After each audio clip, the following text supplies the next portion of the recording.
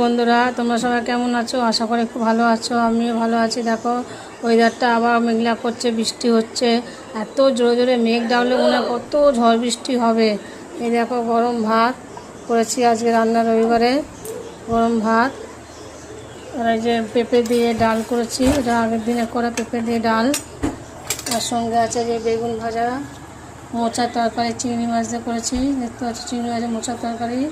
আর chicken কষা একটু পাতলা করে ঝোল করেছি। চিকেন কষাটা কষানোর সময় একটা খেয়েছি, না খেলে ভালো লাগে না। কষা খেতে খুব ভালো লাগে, সে যত একটু শক্ত হোক, কষাটা মানে ভালোই লাগে সবারই, আমার না।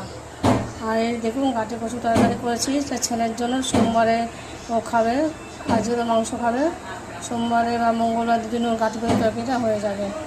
বন্ধুরা, তোমরা কি রান্না করলে শেয়ার করো। আর খুব ভালো থাকো, সুস্থ থাকো, বাড়ির সবাই খুব ভালো থাকুক। শুভ দুপুর বন্ধুরা, শুভ দুপুর, বাই।